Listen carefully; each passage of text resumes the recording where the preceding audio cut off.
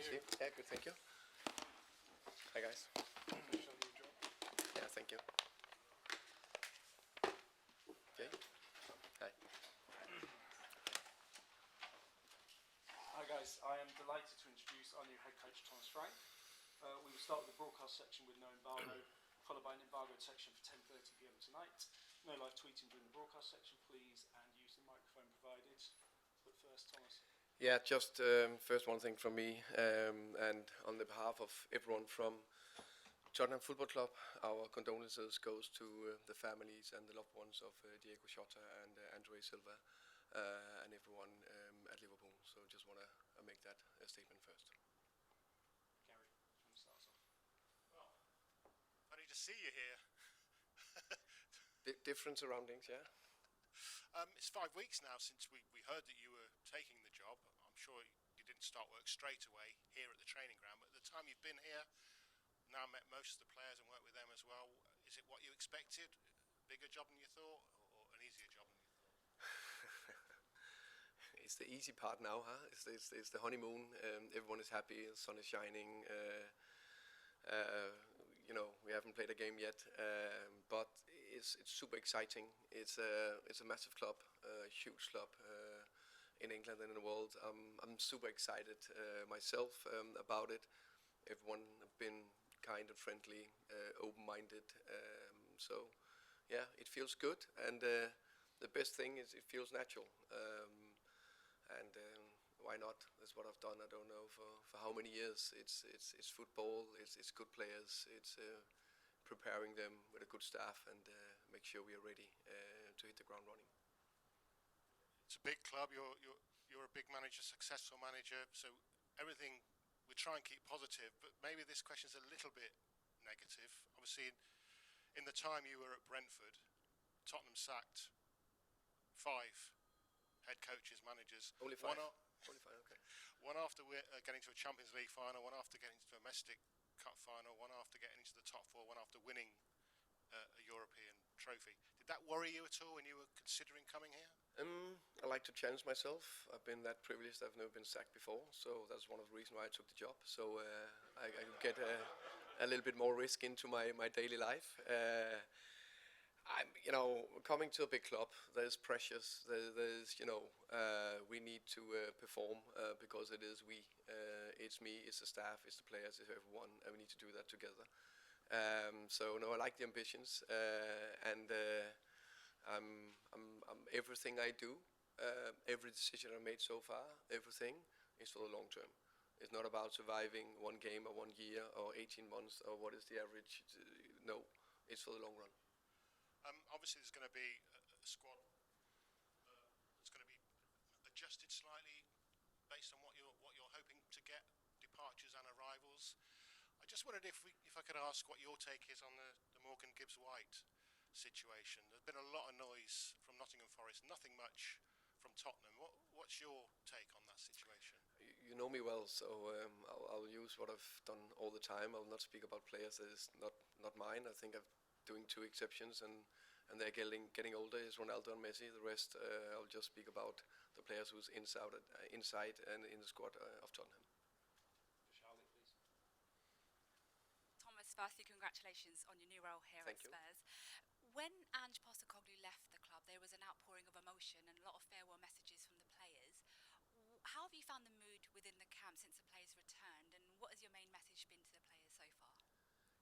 First and foremost, I think I've said that before. I think Ange will forever be a legend here at Tottenham. He's one of 3.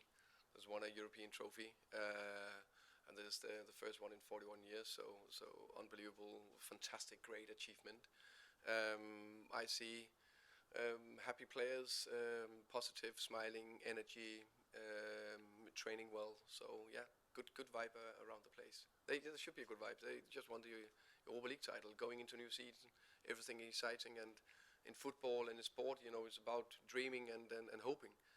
So that's what we do. Absolutely. You've got a number of friendlies this summer, starting off with Reading tomorrow. How important is having a good pre-season for you personally, just because you've come into the club?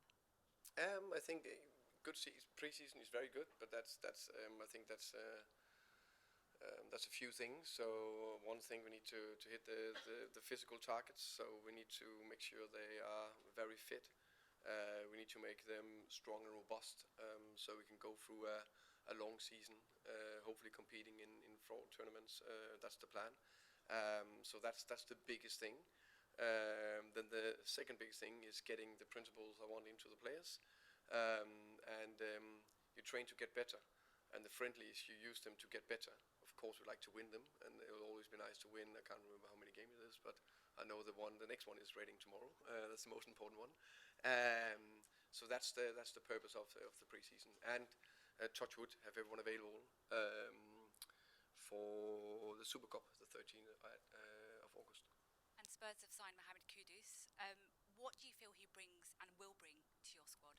I think it's a great signing from the club. I think it's top work from Daniel and Vinna and Johan, getting a very good player in early in the preseason, so we can start working with him.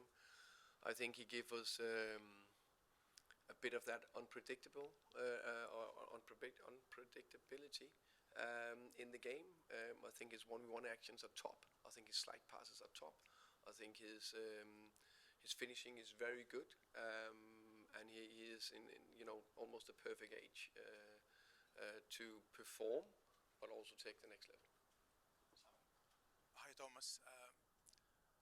Because Tottenham won the Europa League last season after a long wait, does that change what is expected from you at your first season? Is the challenges higher than previously known? I don't know. I think it was extremely positive they won. That gave them that fantastic trophy this club deserved, and they needed. My aim is that we can hopefully add to that. The first thing and the first aim is that we need to be able to compete in all 4 tournaments and do it on a consistent level. That's gotta be the ambition we build towards, because I think 2019 Champions League final. I think that's the last season where the club managed to compete in more than one competition, and that's got to be the aim. We need to be able to compete in the Premier League, and need to compete in Europe, and also in the cups, and that is a very highly demand, but that's got to be the aim. And if you compete, there's maybe a chance that you hopefully can end top, but we need to be able to build to compete first. Previously with Brentford, you took them to the Premier League, and everybody understand that you maximize their potential in the Premier League. How excited are you with the resources you will have at Spurs, and where you can take them? Super excited. I think there's a fantastic training ground, fantastic stadium, so all the facilities are top, and we just need to build from there. I think it's a very exciting squad, with a good mix between some experience and some very talented players, but also players that are in a good age but that can take the next step. And yeah, super excited about my biggest how can I say task is to maximize the potential in the players and the team. If you maximize that, it gives you a better opportunity for competing, and if you can compete, you can hopefully win some. So it's my job to maximize things. Thomas, Hi. Daniel Starwood from Viaplay Denmark. Sorry, I'll do the question in English so everyone can follow. I don't think you've trained everyone to understand the Danish. Not yet, but it'll come. With previous managers like Antonio Conte, Mauricio Pochettino, Jose Mourinho, how did Thomas Frank from Little Denmark end up in Spurs? Very good question. I think you need to ask the guys who hired me. But of course, it's big names, and I'm very proud to sit in this chair and be part of the next part of the next chapter in Tottenham's history. And I'll do everything, and every day I'll work towards hopefully take this club to new heights. That's the ambition. If I was not ambitious, I would not sit here. So yeah, I'm excited and looking forward to it. Thomas, can I ask you a question about the wrench of leaving a football club where your legacy was so vast and so rich, to take a job that many would view perhaps as more of a risk? So the question is, what? Sorry, why? Your decision-making process Ah. as to leaving Yeah, a club yeah, where you're. yeah. Um,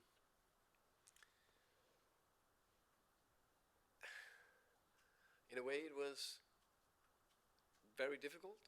In a way, it was very easy.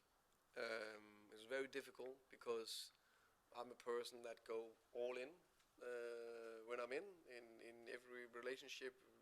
Work, friendship, marriage, whatever it is, go all in. Um, and when you go all in, let's say in work on a football club, you get attached. And I had a fantastic time at Brentford with fantastic people,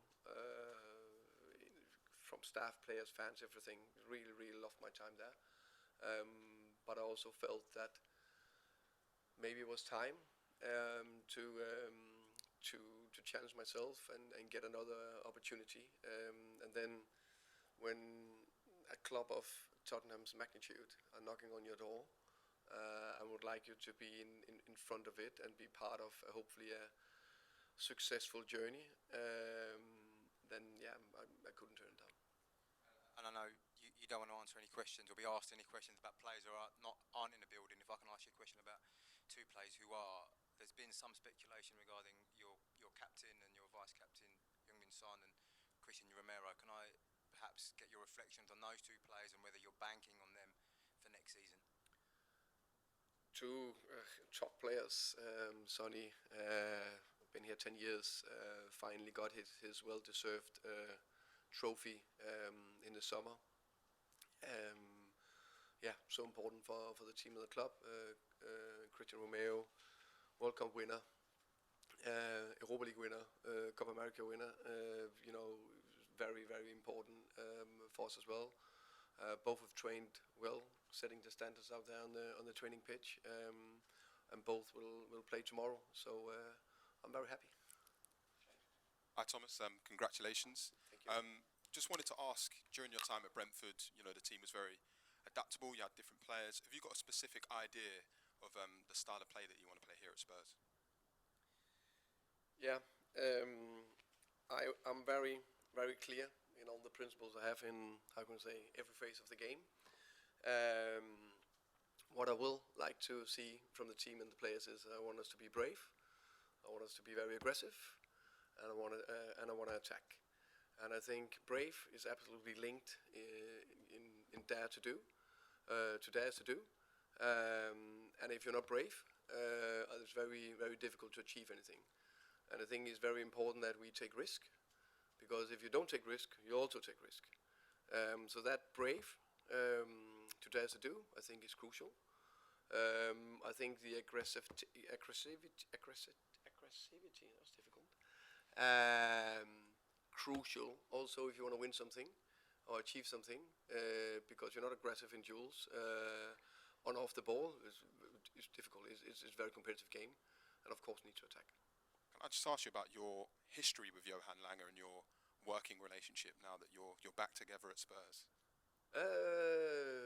Yeah, first Johan have been done very well, going first to Villa as the technical director, and now coming to Johan, coming to Tottenham. And yeah, I know him from back then in Denmark. In Denmark, it's a small country, so you know each other if you've been, how can I say, growing up through the system. So no, he's a very good guy. And the last one from me, there was an image going around earlier this week of long throw-in auditions. I wanted to know who was successful in the long throw-in auditions. Let's see. I would say I believe that not only maximizing the players' potential and team's potential, we need to do what we can to make sure we have enough threats from everywhere on the pitch, and that's one area, set pieces. Hi Thomas, hi. I'm good, thank you. Thank you. When you took over from Dean Smith at Brentford, it very much under the radar, not many people knew who you were. Now you're not under the radar, everybody knows who you are. What pressure does that put on you on day one of the season as Spurs manager? I don't know. I think it's a natural. It's a good pressure.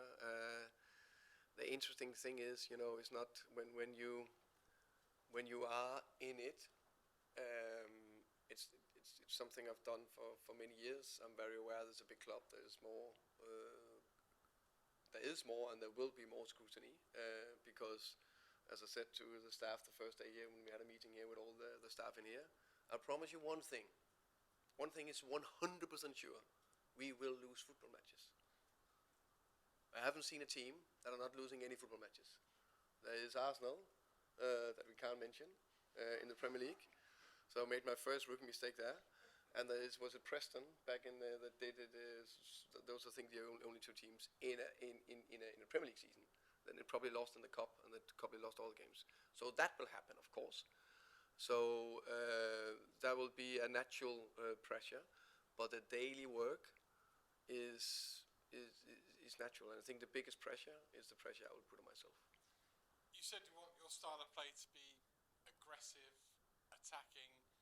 How do you do that without losing 22 Premier League football matches in a season? That should be, I think, I said brave first. Brave is on the ball, but also off the ball, how we defend. Let's say in high pressure, for example. But also said aggressive and also attacking. And those are the three good buzzwords that I will continue. I'm quite consistent in my messages saying. But I also started saying, I think it was Jay who asked me about what's the style of play. I have principles for all the phases. That means also when we defend low, when we defend middle, and when we defend high, and how we defend the box. So I think that's quite important. We do that. If we want to win enough football matches, we need to be a well-rounded team. And finally, you mentioned this is still your honeymoon period. You had a good marriage at Brentford with Matthew Benham and Cliff Crown and everybody else. How's your marriage going to work out with Daniel Levy? Marriage is a strong wording. I would say. I think I'll go that far. I'm only married to my wife Nana, but I had a fantastic relationship. There's no doubt about that with Phil Giles and Matthew Benham, John Varney, and Lee Dykes. And I'm expecting and will work on getting as good a relationship to Daniel, Vinay, and Johan. I think I'm pretty good with people, so I'm very optimistic about that. Thomas, congratulations. Thank you. There's a few players maybe at the club that you potentially tried to sign in the past yourself at Brentford. Maybe Archie Gray, perhaps Brennan Johnson, players like that. How good is it to have them now within your squad, and any others that you've looked at in the past at Spurs and wished you'd had? Definitely good to see Archie Gray and Brennan. I think it was a secret. It's not a secret. You guys apparently know everything. I still haven't figured out how you get all that information. But of course, when you come to Tottenham, no one find out anything, right? It's like top secret here. Everything will slip out. Nothing will slip out. No. So it's good to work with them. They're two fantastic footballers and two good people.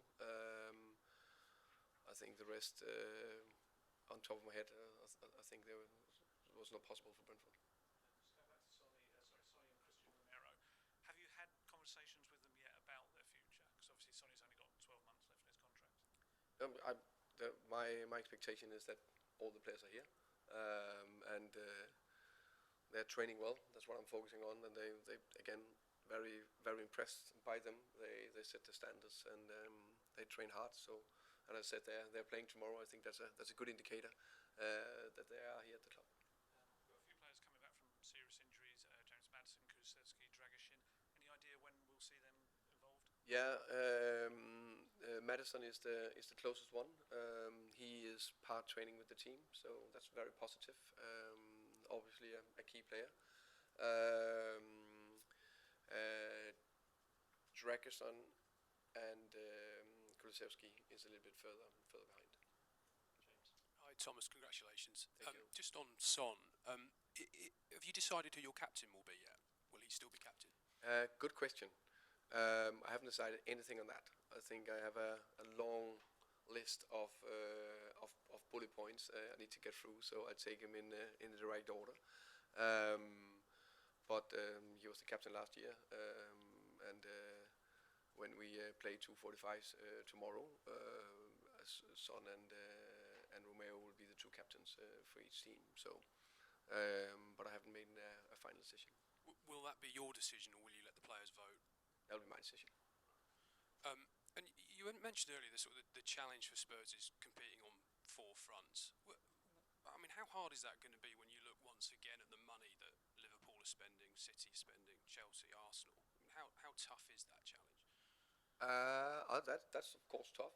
I think it's fair to say those three clubs are a tiny bit ahead right now, and I'm not focusing too much on them.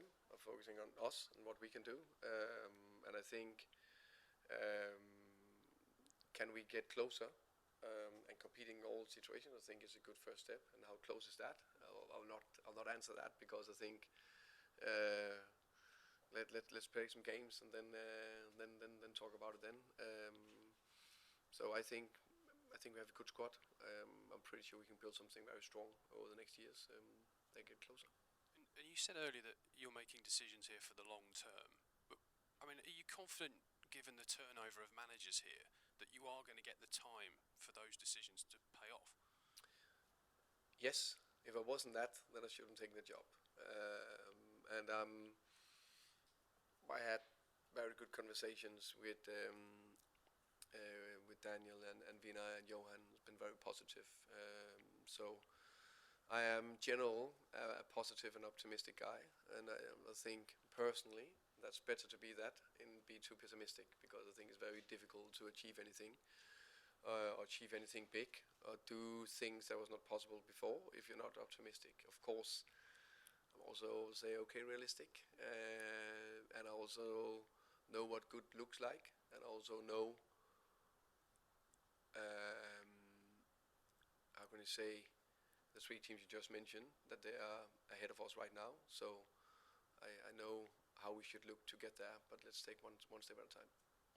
Finish your section with George, please. Hi Thomas, welcome to Tottenham. Just one from me. What are your kind of first memories of Tottenham kind of growing up? I think you might have been 10 or 11 when Spurs won the UEFA Cup in '84. Yeah. That was probably too early for me in '84. It was more yeah, '84. Yeah, I think what I remember for that summer was more the Euros with Denmark. I was in it for the first time. So with all due respect, I think where it really picked up was it the League Cup we won in, I can't remember the year, but with Allan Nielsen, the Danish player. Didn't he play? He was 99. Huh? 99. Yeah, 99. Yeah. So I remember that. So that's probably the strongest memory. Okay, we'll end the broadcast section